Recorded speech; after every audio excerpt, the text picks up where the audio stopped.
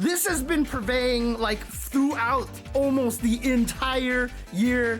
People have been talking about this left and right, and it has created a very kind of odd environment for the FGC. Where has all the defense gone?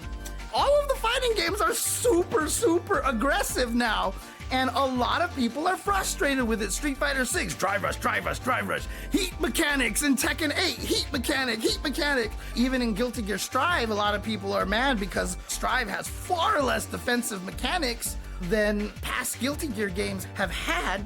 And so what we're seeing right now is a lot of these fighting games, probably because they want to seem more entertaining because of the esports side of things, they want people to enjoy watching it. If you watch some of those older games, like the Street Fighter 4 tournament this past weekend, when you watch Tekken just like teleporting and like doing nothing, being really defensive and, you know, and slippery and hard to catch, like, you know, they're probably worried that people are gonna get mad, and that happens a lot. Like, you always see audiences like, I hate this zoner, I hate this character sucks because the character's really slow, or they drag out the match and stuff like that, you know.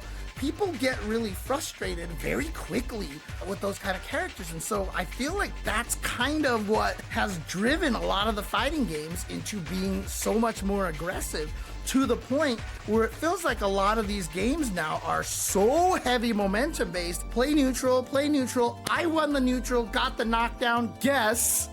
You guessed wrong? Oh, now you're at 10%. One more guess, and now I win, right? I mean, heat mechanic, people are mad about that because a lot of combos lead into guaranteed mix-ups. Obviously, drive rush canceling and just drive rushing in at opponents. You know, if they block your plus, it's a mix-up. If you hit them, you get to do a crap ton of damage. And so, you know, drive rush, very aggressive. People call it, you know, neutral skip is the word that's been very common recently. It's a term that people have been talking about that a lot of the times, right? A lot of these mechanics seem inorganic and arbitrary. What neutrals? Most characters just throw themselves across the screen and do offense. Yeah, a lot. It's crazy because, again, like, they're not wrong, you know. But the thing is, like, there have always been aggressive fighting games, right? The Marvel games are infamous for that. Obviously, you can also be super lame in fighting games if you're like a Mora Doom player in UMVC 3, but in general, the problem with it is not that the games are offensive and very aggressive, it's that all of the games are very offensive and very aggressive. What happened to having stronger defensive mechanics and such? That's what a lot of people are missing. When a game is so aggressive, you get knocked down, guess wrong, and then guess wrong, and you're done. It feels bad when you lose, and a lot of people don't like playing that kind of style of fighting game. Interestingly enough, it's always been kind of geared towards that. I've had conversations with Olaf, like Olaf Redland. He's been putting out a series of videos where he talks about the parallels of fighting games and Magic the Gathering. So if you want to check those out, it's really cool. He compares colors to fighting game character archetypes. The interesting one is when he got to the super defensive tank, we couldn't name a single one from a modern fighting game. Like, I could be like Honda from like the Street Fighter 2 days and maybe Street Fighter 4, but the tank character doesn't exist. And even series like the NRS games, which were infamous for some of the craziest defensive characters in Injustice 1, Injustice 2, and MKX, by the time they got to MK11, there was only one, like, zoner. Someone else mentioned that Jade is also became a zoner or, like, defensive in that game, but prior to that, it was just like Cetrion. When the game dropped, for the longest time, Cetrion was the only zoning character, and you know what? Everybody hated her. Everybody hated watching her. Everybody hated fighting her, you know? And so, like, there's something to be said about the decisions to take out as many zoning defensive characters as possible. It's unfortunate because I really miss that kind of archetype. Honestly, if those archetypes exist and the viewers are getting bored, that's on the commentators. Honestly, because I was talking with Justin on the Street Fighter 4 broadcast. I was really proud of the 25th anniversary grand finals for Street Fighter 4, which was Rufus versus Zangief.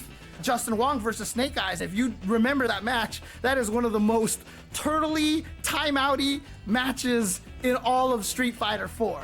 Everybody in the venue was bored to tears, but everybody at home was excited. It was really cool because David and I were doing a great job, even though very little was happening on the screen. We weren't going like, oh my God, do something. You know, it's just like, it's hard because if Zangief tries this, it's not gonna work. And so he's just trying to bait him out to do this. He's trying to get in, and like, we really did a good job explaining it, and we made it exciting for a lot of the viewers at home. It should have been mind-numbingly boring. They weren't broadcasting the commentary in the venue, so everybody at the venue was bored to tears because a lot of them wanted to go eat, but they still wanted to see who won. Oh man. I don't know about Mai. I don't know if she's gonna be a zoner. I hope she's so strong in projectiles that she can kind of be like a Sagat. It would be really interesting if you could pull that off in a Street Fighter 6 game. Characters like Guile are already kind of annoying with projectiles because Sonic Boom has such quick recovery and such. So maybe their decision to be more offensive is not related to esports. The portion of the player base that watches esports is very small. Yeah, that's true, but even then, the players enjoy it a lot more too. I've always talked about characters that make you quit fighting games, right? You know, the zoners, the grapplers, the Fuerte Vortex-y kind of characters. Like, these characters are the make you quit type characters. When Injustice 1 came out, Deadshot was like ridiculous. I think it was Deadshot.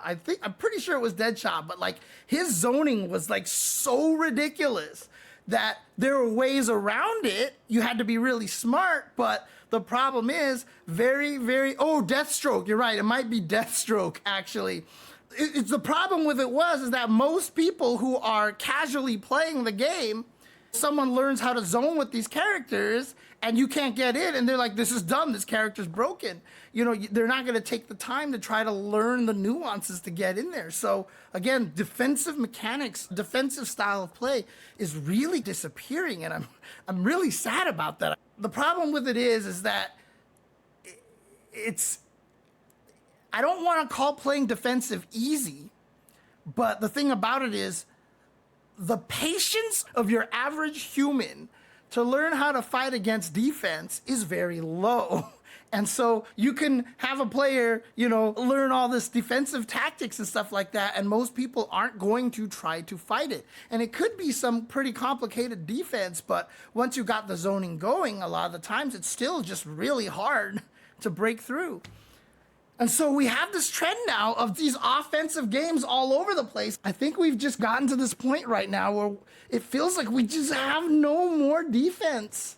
And it makes me sad. I'm hoping things change. But kind of tangential to this story is that nowhere else in this awards, I'm gonna mention Tekken 8, except for maybe like 1 or 2 places. Again, like, I enjoy Tekken 8. I was playing it and I was like, man, it's been so long since I've played Tekken 7. I miss this, I enjoy this, but obviously I'm not a long-time Tekken player.